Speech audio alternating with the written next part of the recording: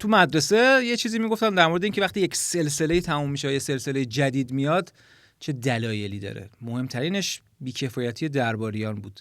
حالا به نظر میرسه در فوتبال انگلیس یه سلسله داره جای خودش رو به یه سلسله دیگه میده. پپ گواردیولا در پایان این فصل قراره که سیتی رو ترک بکنه و آرسنال بعد از 22 سال قهرمان شده. به نظر میرسه ما با یه تیمی طرفیم که قراره یک دهه آینده رو برای خودش بکنه. آرسنال فقط امسال قهرمان نشده. با توجه به اینکه سیتی مربیشو عوض کرده، لیورپول میدونیم چه شرایطی داره، منچستر یونایتد با کریک معلوم نیست میتونه به راحتی برگرده به جمع مدعی یا نه. شاید تا چند سال آینده آرسنال مدام قهرمان بشه، مثل سیتی پپ یا یونایتد سر الکس فرگوسن. و شاید یکی از دلایلی که آرسنال امسال قهرمان شد بیکفایتی بقیه مدعیا بود. آرسنال قهرمان شد. تبریک میگم به آرسنالی ها، بعد از 22 سال قهرمان شدن. یه ویدیو کوتاه گفتم بعد از مدت ها بذارم تو یوتیوب، هم در مورد آرسنال و قهرمانی صحبت کنیم، هم در مورد یه ذره رفتن پپ صحبت بکنیم که قطعی شد. مالا گرچه خودش بعد از بازی آخر که قهرمانی از دست داد مفصل و درست حسابی صحبت نکرد در موردش، گفت در پایان فصل، ولی خب دیگه میدونیم که داره میره.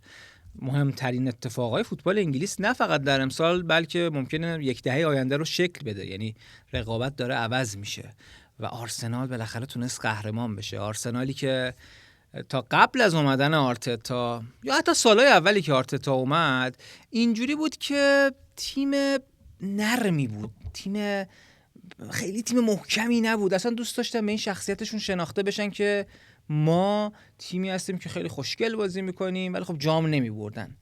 و آرتتا موفق شد که این ماجرا رو از بین ببره. یعنی آرتتا الان تیم رو اتفاقا هویتش رو عوض کرده. تیمیه که بعضی وقتا خوشگل بازی نمیکنه و میبره، ولی میبره و قهرمان میشه.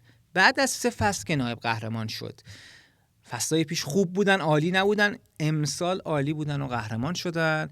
یه نگاهی میخوام امروز بندازم که چی کار کرد آرتتا. مطالب خب زیادی اومده در مورد آرسنال، نمیخوام در مورد اعداد و اینا صحبت بکنم، ولی یه چیزی خوندم جالب بود که آرتتا موقعی که میاد به آرسنال یه درخت زیتون میخره که ظاهراً قدمت ریشش برمیگره دقیقاً به سالی که آرسنال تأسیس شده تو قرن 19 و میگه که این نماد باشگاه ماست، ما اینو باید نگه داریم، برف و بارون باشه، آفتاب باشه، ما باید از این مواظبت بکنیم. از این کارا زیاد کرده آرتتا. حالا نمیتونیم بگیم قهرمانیش به این دلیله، ولی میخوام بگم که تو این چند سال چی شد که پروژه آرسنال جواب داد، چه راههایی رو رفتن. دست کم تو 3 سال گذشته اونا به قهرمانی نزدیک بودن ولی قهرمان نشدن. یه مروری میکنیم، واقعیتش منبعم 442 که اینو تو 2 ماه پیش نوشته بود. یه جاهایی مثلا نگاه میکنم که اعداد اینا رو درست بگم، ولی خلاصه ماجرا اینه دیگه. یادمون نره که انگلیسی‌ها یه جمله‌ای دارن به نظرم درسته، اونم این که میگن تاریخ رو روی یه ورق سفید نمی‌نویسن، روی یه بوم نقاشی می‌نویسن با یه قلمو که یه لایه جدید اضافه میکنه. آرسنال هم همین جوریه، خیلی چیزا شباهت داره با آرسنال قدیم. دفاع 4 نفره میکنن، هنوز تو خط هافک زیاد پاس میدن، هنوز اون سرعت رو تو بخش هجوم دارن، ولی خب خیلی هم شبیه آرسنال مگر نیست این تیم دیگه. اون تیم حتی مخالفاش هم دوستش داشتن، بازیاش خوشگل بود. الان اینجوری نیست، ولی به هر حال یه ربطایی هم میشه پیدا کرد بین اون پروژه و این پروژه. پس این ویدیو رو ببینید. اگه یادتون باشه لیگ برتر فصل 2022-2023 خب توش جام جهانی برگزار شد. جام جهانی وسط لیگ بود و اونجا وقتی بازی‌ها شروع شد و به نیم فصل رسید، حالا همون هولوش جام جهانی یه ذره بعدش، آرسنال از 19 بازی 50 امتیاز گرفته بود. با اختلاف در صدر بود، با یه بازی کمتر 5 امتیاز از تیم دوم بیشتر داشت و به نظر می‌رسید که بالاخره آرتتا بعد از چند سال داره خیلی زود پروژه رو به نتیجه میرسونه. ولی خب قهرمان نشدن. چرا قهرمان نشدن؟ به خاطر اینکه توی بهار تیم خیلی امتیاز دست داد و این ماجرا بعداً تکرار شد. اون سالی بود که خریدای خیلی خوبی کرده بودن. یکی از دلایل قهرمانی الانشون دفاعشونه. از اون سال کلید خورده بود. یعنی ادو اومده بود، سالیبا رو گرفته بود، گابریل جسوس رو خریده بودن که خب میدونیم هم تو بخش دفاع و هم توی بخش در واقع حمله خیلی به تیم کمک میکنه واقعا گابریل. و تو اون فصل بود که ساکا به عنوان بازیکنی که از آکادمی باشگاه اومده بود قد کشید اصطلاحاً و ستاره شد و به نظر میرسید که همه چیز رو غلطکه، ولی خب قهرمان نشدن در نهایت. آرسنال تو ژانویه اون سال خیلی خوب بود، تاتنهامو دبل کرد، بعدن منچستر رو برد، بعدن برموس رو برد با اون گل ریس نلسون دقیقه فکر کنم 97 زد و همه میگفتن اون شخصیت قهرمانی رو هم داره، یعنی رفته بود تون شخصیت. ولی بهار میگم ماجراشون متفاوت بود، یعنی وقتی نگاه میکنیم از 8 بازی پایانی فقط 2 تا بازی رو بردن. این مشکل آرسنال بود توی بهار و سیتی در اون فصل در نهایت 3 گانه گرفت 2022 2023. چیکار کرد آرسنال؟ جوابش چی بود؟ دوباره تو تابستون بازیکن خرید. کیا رو خرید؟ کای هاورتس رو خرید، تیمبر رو گرفت برای دفاع و البته دکلان رایس رو که یه جورایی رکورد زن بود دیگه، 105 میلیون پوند از وست هام گرفتش و داوید رایا یه تیم دیگه ساخت، یه ستاره های دیگه ای آورد و تیم رو هی بهتر و بهتر کرد. ولی خب تا ژانویه تا کریسمس این تیم جا نیافتاد، این ستاره ها نمیدرخشیدن، انگار خریدشون کار نکرده بود. از بعد از اون سال جدید که شروع شد، هاورتس یه دفعه شد یکی از بهترین مهاجما، اون شماره 9 کاذبی شد که واقعا آرتتا می‌خواست. رایا تو دروازه خیلی جا افتاد، پنالتی گرفت، تو لیگ قهرمانان پورتو رو بردن با در واقع درخشش این ستاره و اینجوری شد که و البته دکلان رایس هم موتور تیم شد، یعنی تو نیم فصل دوم خریده جواب داد. بازم اونا نزدیک بودن به قهرمانی. جالبه بهتون بگم آرسنال از روز سال نو، از 1 ژانویه تا آخر فصل میتونست 54 امتیاز بگیره. به نظرتون چند امتیاز گرفت؟ 49 امتیاز. ولی قهرمان نشد چون سیتی بهتر از اونا بود، چون سیتی واقعا اون موقع توی آخر فصل فوق العاده بود و تیم پپ موفق شد که در نهایت همه بازی‌های لحظه آخر رو ببره، همه بازی هفته آخر رو ببره. آرتتا یه بار لغزش کرد و جام از دست اونا رفت. لغزشش مقابل اونای امری مربی سابق آرسنال بود که تو اون بازی معروف با استون ویلا نتونستن خوب کار بکنن. بعضیا میگفتن که مثلا رایا کاش جلوی پورتو اون عملکرد رو نداشت چون دقیقاً تو هفته‌های منتهی به اون بازی بود، ولی جلوی استون ویلا خوب بود و یه جورایی مثلا رایا شاید اشتباه کرد. خلاص قهرمانیه اون سالم از دستشون پرید، با اینکه این بار فصل قبل رو جبران کردن. چرا؟ چون فصل قبل هفته آخر خوب نبودن. الان میگم امتیازشون خوب بود، یه بار لغزیدن، فقط یه بار مقابل استون ویلا، ولی خب قهرمانی براشون از بین رفت. باز هم تابستون اومدن بازیکن خریدن، کالافیوری رو خریدن، مرینو رو خریدن و تیم رو هی تقویت کردن. از همون ابتدای فصل هم واقعا تیم سختی به نظر می رسیدن. از پارسال بود که آرسنال تیم سخت شد، اصطلاحاً سافت نبود، نرم نبود دیگه. تیم داشت برای اینکه قهرمان بشه به هر چیزی چنگ میزد. خب رایا فصل خیلی خوبی رو داشت، تیمبر از مصونیت، چون تیمبر که خریدن زود مصون شد دیگه، تیمبر تو اون فصل برگشت و خلاصه که خوب بودن تا اینکه مصونیت ها اومد. یعنی مصونیت ها که اومد و البته اخراجای زیاد. پارسال آرسنال خیلی اخراجات و این هم تو اون بازی ها هم بازی بعدی که بازیکن جانشین نداشتن اذیتشون کرد. تیم خشنی شده بودن دیگه، نمیخواستن سافت باشن، تیم بسیار خشنی بودن، بسیار اخراج میدادن، فکر کنم 6 تا اخراجی دادن و خب نتونستن باز قهرمان بشن به خاطر حالا میگفتن عمق اسکواد. تازه جالبه که اون سال سیتی، اون سال که میگم پارساله، سیتی خوب نبود و همه میگفتن آرسنال کی قهرمان میشه؟ موقعی که سیتی لغزش کنه. سیتی لغزش کرد ولی لیورپول از این موقعیت استفاده کرد و پارسال هم قهرمان شد. حالا نکته اینه که جواب آرسنال چی بود که امسال قهرمان شده؟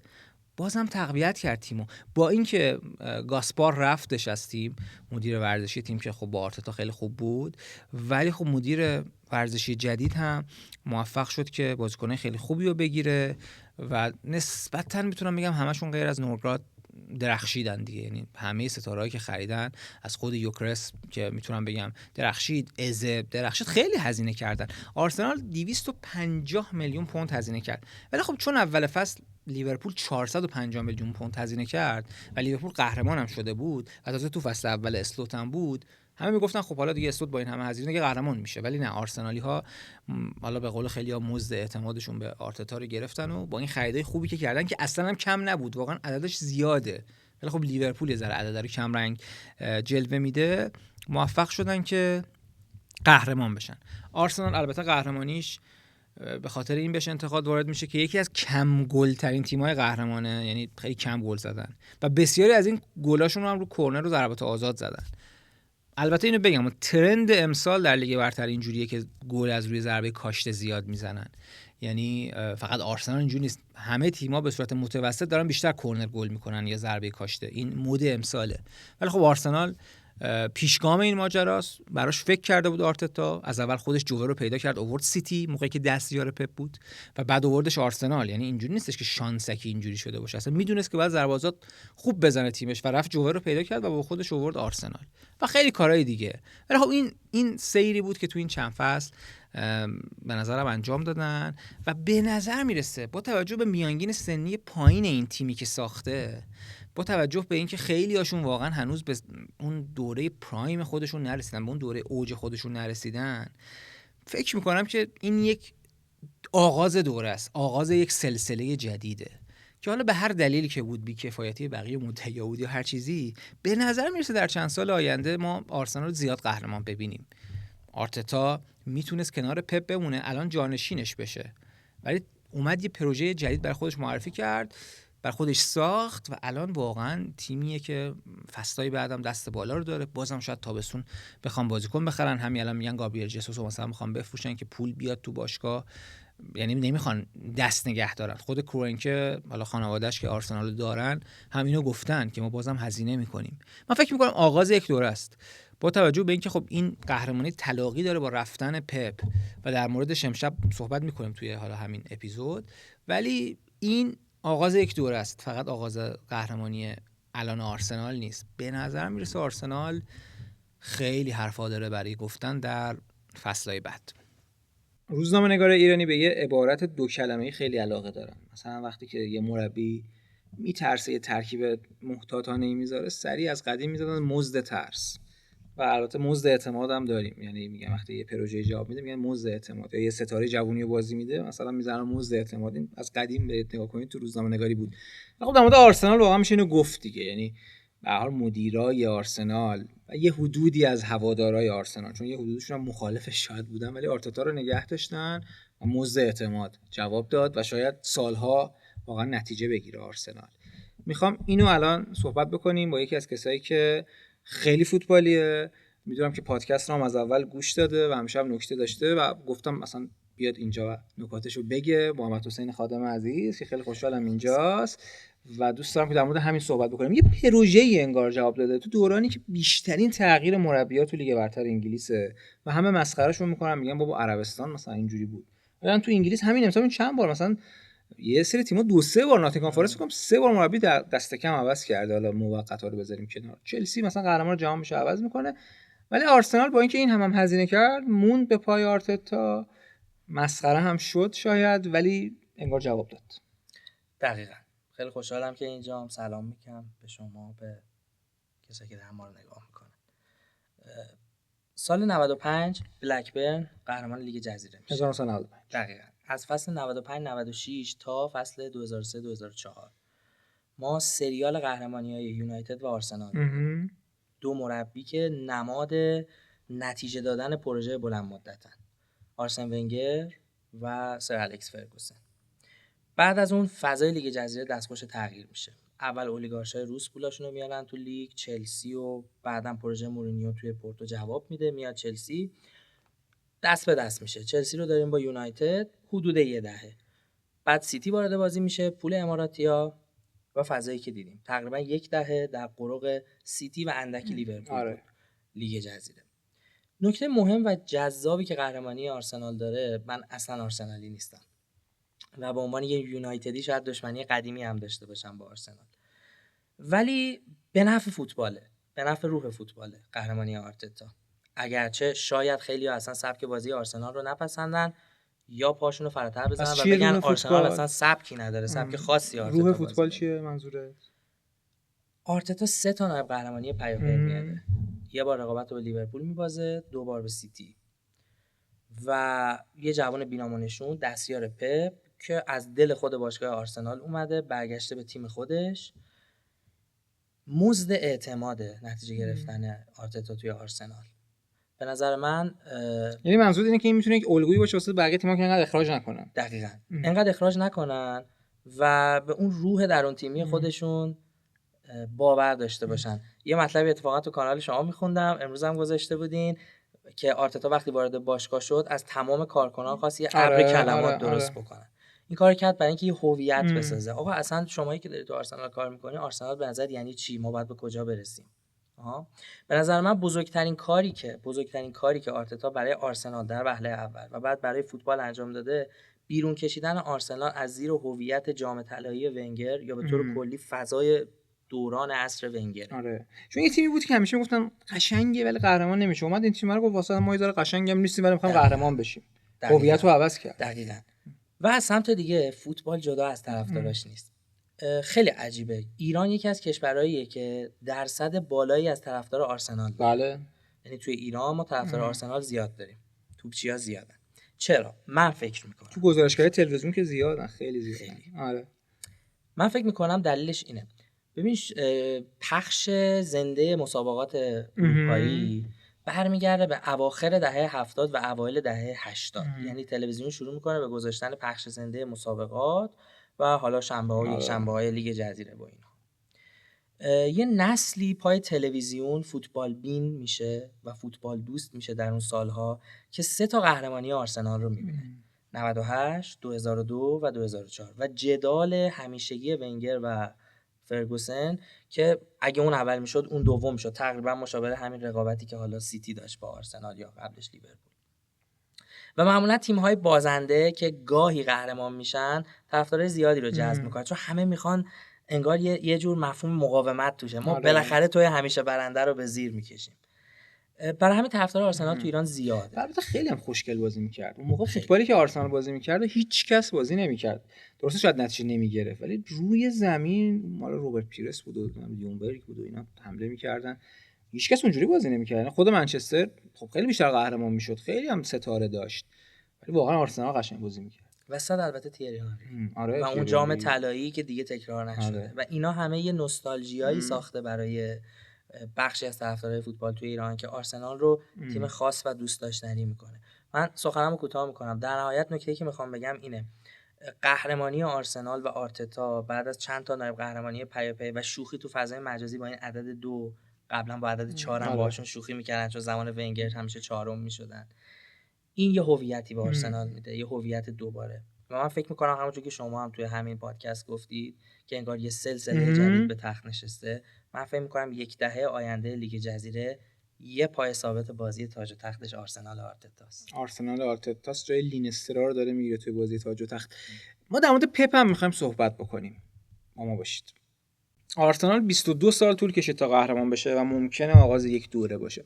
سیتی 44 سال طول کشید تا قهرمان بشه و خب آغاز یک دوره بود دیگه. یعنی وقتی قهرمان شد در 2012 اینا، تو 13 سال بعدش 8 تا قهرمانی آورد. یه همچین آمار عجیب غریبیه. آره، یه همچین آماریو داره دقیقاً. و خب حتما که این دلیل اصلیش درسته که پول اماراتی‌ها و اینا رو من کاری ندارم، خب دلیل اصلیش پپه دیگه. به خاطر همینم میگم آرتتا شاید بتونه کار پپو بکنه، ولی پپ چیکار کرد اصلا؟ اینم یه چیزی که خیلی در موردش صحبت شده، ولی خب یه نگاه تازه‌ای می‌خوایم بندازیم به این ماجرا. میگم بندازیم چون توی این قسمت علی خیرآبادی عزیزم اینجاست. علی جان سلام. یکی از روزنامه‌نگارای خوب و فوتبال دوستای خوب و همیشه میدونم هم پادکست رو از قدیم گوش میداد هم خودش نکته داشت. الان گفتم بیا اینجا ببینم چه نکته‌ای داری. علی جان سلام. سلام عرض می‌کنم به شما و مخاطبین در واقع صفحه یوتیوبتون. خیلی خوشحالم که در خدمتتون هستم. دوران 10 ساله پپ گواردیولا امسال به پایان رسید. دورانی که فصل اول تو سال 2016 2017 شروع شد. خب اگه یادتون باشه پپ اون سال قهرمان نشد. فصلو در باخت بعد به لستر داشت. باخت خیلی بعد به لستر داشت. کلا فصل خوبی نبود دیگه اگه خاطرتون باشه. یعنی فصل 4-3 تموم کردن بالاتر از لیورپول و حتی نایب قهرمانی رو هم اون سال از دست دادن که تاتنهام پوچتینو اون سال نایب قهرمان شد. بعد اون 2 سال پشت هم قهرمان شد که دیگه آغاز اون رقابت. علی غیر از این قهرمانی‌ها و اینا، تو خودت مثلا به سیتی پپ که نگاه می‌کنی چی میاد تو ذهنت؟ من یه نظم تاکتیکی به ذهنم میاد که پیشتر هم از اون دیده بودم، اما یه بحث خیلی جالبی که پیش اومد الان خصوصا در مورد این 2 سال آخر پپ گواردیولا، مسئله‌ای که به نظرم خیلی به چشم اومد، پپ یه خیلی بازیکنان محدود کرده بود. یعنی من تا 2023 بازیکنان سیتی خیلی در واقع وظایف مشخصی تو زمین داشتن، آزادی عملشون کمتر شده بود. بازیکنی مثل گریلیش رو اگه بخوایم مثال بزنیم، در واقع زمانی که تو استون ویلا بود خیلی اشتباه نگفتم، استون ویلا بود؟ نه درست گفت. آره زمانی که تو استون ویلا بود، این یه تیکر رو بگیریم. نه این عالی، این بعد پخش اتفاق جدی؟ اصلا همین ویو میگیره. گریلی زمانی که تو استون ویلا بود بازیکن آزادتری بود، ولی وقتی به سیتی اومد خب حالا به عنوان وینگ چپ وظایف محدودی داشت. تو 2 سال آخر یه چیزی که خیلی به چشم من اومد، این نکته درسته دیگه، چون گریلیشو میگم به خاطر این گذاشت که زیاد دریبل میزد. دقیقاً. بعد رفت یه سری بازیکن که زیاد دریبل میزد، بعد دوباره رفت بازیکنی که دریبل میزد، دوباره جای خودشون آورد. که این خودش نشون میداد این 2 سال آخر خودش هم یه جاهایی به فلسفه خودش شک کرده بود به نظرم. اما به هر ترتیب وقتی نگاه می‌کنیم موفقیت بزرگی به دست آورد. خب حالا علی تو نظرت چیه؟ خب حالا تو این 2 سال انگار فلسفه فوتبال عوض شده دیگه، انگار دیگه جواب نمیده، شاید که خودش هم داره عوض میکنه. من فکر میکنم که دیگه اون رویه سابق، اون چیزی که تحت عنوان تیکی تاکا با پپ میشناختیم دیگه جواب نمیده. یعنی من احساس میکنم در واقع یعنی دوران تموم شده، حس میکنم آپگرید شده به چیزی که ما داریم امروز توی پاریس انریکه میبینیم. یعنی احساس میکنم آخه الان نسبتا درسته که همه میگن انریکه پپ و اون تیکی تاکای اصیل رو داره میگه، ولی واقعا الان ربطی به هم نداره. خیلی به دوست داره. این سبک پاریس رو وقتی شما نگاه میکنی روتیشن های خیلی جالب تری تو بازی میبینید، بازی هایی که داره از فول بکاش میگیره، خط هافکش، جابجایی مداوم که تو رخ میده، نقش عثمان دمبله که نقش بسیار متفاوتیه به نسبت چیزی که ما تو تیم پپ کمتر دیدیم. یعنی تیکی تاکایی که پپ ساخت و الان انریکه داره بهتر نمایش میده تا خودش. حتی من اینجوری برداشت میکنم، احساس میکنم انریکه حتی اگر بخوایم بزرگتر نگاه کنیم، من فکر میکنم بارسای انریکه هم تیم بهتری از بارسای پپ بود و حالا انریکه برگشت و انگار با پاریس بعد از مسائلی که تو زندگی شخصیش داشت این رو در واقع یه ارتقایی داد. حالا این میشه چیش جالبه، خب همه میگن آرتتا شاگرد پپ بوده، ولی آرسنال یه مدل دیگه داره بازی میکنه که هیچ ربطی به انریکه نداره، هیچ ربطی هم به خود پپ ندارن جفتشون. الان سال اولی که در واقع اومده بود، حالا میتونیم یه اشاره کوتاه به مارسکا بکنیم، آرتتا خیلی سال اول همه دنبال این بودن بگن این شبیه پپ داره بازی میکنه، ولی هرچی جلوتر رفت و اون تیم خودش رو ساخت ما با یه فوتبال کاملا متفاوتی روبرو شدیم که اصلا شبیهش رو تو تیمای گاردیولا ندیدیم. حتی جایگزینش مارسکا هم، چون یه چیزی باب تو مطبوعات انگلیس علل خصوص که میگن اینا دستیاران پپ بودن که در واقع اینا رو پپ به تیمای مختلف معرفی کرد و در واقع رشدشون از دستیاری گاردیولا بود، اما چیزی که ما می‌بینیم اینه که هر دو به یک سمت و سوی متفاوتی رفتن. یعنی من حتی فکر می‌کنم مارسکا قرار نیست فوتبال پپ رو ادامه بده یا با اون روش جلو بره. وقتی خود پپ ادامه نداده من میگم مثلا جانشین نباید ادامه بده. دقیقاً این هم نکته مهمی. اون نقش متفاوتی از کوکوریا میگرفت که یه فول بک رو شما می‌دید تو 1/3 هجومی حریف. کارهای جالبی می‌کرد مارسکا که تو چلسی به ثمر نرسید. حالا باید ببینیم تو سیتی چه اتفاقی براش رخ میده. یه مصاحبه داره پپ پارسال، مصاحبه جالبی بود، میگفت که ازش پرسیدن الان مثلا تیم مدرن یا تیم پویاتر داینامیک مثلا چیه به نظرت، فوتبال مدرن چیه؟ در واقع این سوال بود. گفت فوتبال مدرن اونی که برموس داره واسه بازی میکنه، مومنتوم بازی رو میگیره، داینامیک تره. و جالبه که همین برموس نذاش قهرمان بشه در نهایت سیتی، میتونست چند تا هم بهش گل بزنه. ولی خب یه چیزی به ما میگه دیگه، یعنی واقعا شاید این مدلی که ایراولا یا حتی اونای امری ارائه میدادن اینا یه جوری آینده فوتبال باشن دیگه. درسته که آرسنال با یه سبک دیگه داره قهرمان میشه، ولی به نظر پاتک این روشه همین بازی برموسه. ایراولا چه در مورد برموسش چه بخوایم در مورد رای وایکانوش صحبت بکنیم، یعنی از همون دوره رای وایکانو هم مبتکر بود در نوع خودش. یه مثال بارزی که مثلا تو سبک بازی برموس خیلی به چشم میاد، حالا تو گل‌های مختلفشون هم میتونیم این رو ببینیم، سبک پرسشونه. یعنی اینا هیبرید پرس رو پیاده میکنن که یه بازیکن رو رها میکنن، بقیه رو پرس میکنن تا اون مجبور بشه در واقع توپ رو در واقع انتقال که اون توپ رو میده بعدش اینها به سویش میرن و پرس رو شروع میکنن و یه بازیکن همیشه رهاست. خب ما این رو مثلا چه میدونم توی گگن پرس که در واقع با لیورپول کلوب اوج گرفت رو اصلا ندیدیم. در نوع خودش ایراولا آدم خاصیه و خب مانع قهرمانی سیتی هم دیشب شد. و جالبه که من نمیدونم ایراولا کجا میخواد بره، چون به هر حال همه جا داره پر میشه دیگه. رئال میگن مثلا که مورینیو، چلسی که ژابی آلونسو، منچستر که کاریگو نگه داشت، سیتی هم که مارسکا میگن، آرسنال که خب قاعدتا آرتتا، لیورپول هم میگه استاتو نگه داره. نمیدونم بعد بشینه بیرون ببینی که کدوم از اینا زودتر نتیجه نمیگیرن، چون همشون ممکنه اخراج شن. مثلا مارسکا اگه 10 تا بازی نتیجه نگیره شاید اخراج شه. چلسی که کلا خوبم نتیجه بگیره شاید اخراج کنه ژابی آلونسو رو. ولی میخوام بگم که ایراولا خیلی مربی بزرگیه، خیلی دوست دارم کجا میره. تو حالا نبود به عنوان جمع‌بندی نبود پپ روی فوتبال انگلیس خب بودنش خیلی تاثیر گذاشت، گرچه خودمون داریم الان میگیم این آخریه تاثیر داشت کم میشه، ولی نبود پپ به نظرت چی میشه دیگه برتر رو چه کار میکنه؟ من فکر می‌کنم طبیعتاً یه مدعی کم میشه، طبیعتاً کار آرتتا راحت‌تر میشه. پس بگیم مارسکا نتیجه نمیگیره. تقریبا مطمئنم که نتیجه نمیگیره، یعنی اون ایده های مارسکا قرار بود ثمر بده، به نظرم با این همه هزینه که شد تو چلسی به این نتیجه بعد. حالا مارسکای لستر ولی جذاب بود.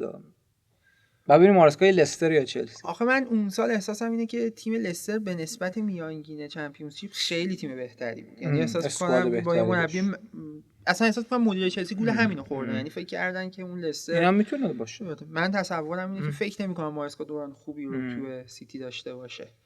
البته که باز هم ممکنه سبک متفاوتی به نسبت زمان چلسی در پیش بگیره، اون کار عجیب غریبی که یهو می‌کرد رو ازش دست بکشه. ولی من میگم مربی که همین کول پالمری که گاردیولا رو کرد و خودش داشت نتیجه میگرفت و از دروازه دور میکنه، من فکر نمی‌کنم در واقع بتونه کاری برای سیتی پیش ببره. ممنون از علی خیرآبادی. سلامت باشید. ممنون از شما که اگه تو ایرانی دیدید، به خاطر این ازتون ممنونم که خب خیلی احتمالاً هزینه کردید که اینو ببینید و همه کسایی که خارج از کشور این سفر رو دنبال میکنن، حالا که تا ته شدید حداقل یه کامنت هم بذارید ببینیم نظر شما چیه. ممنون.